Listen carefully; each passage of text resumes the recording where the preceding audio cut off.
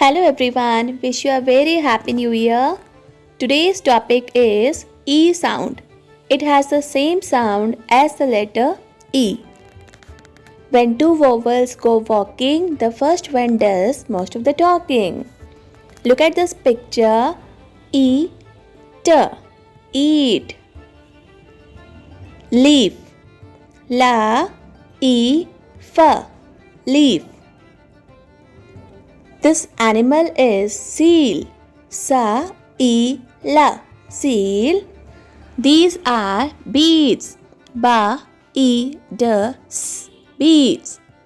This bird has beak. Ba, e, ka, beak.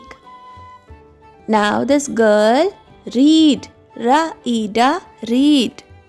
Thank you for watching. Wish you a very happy new year.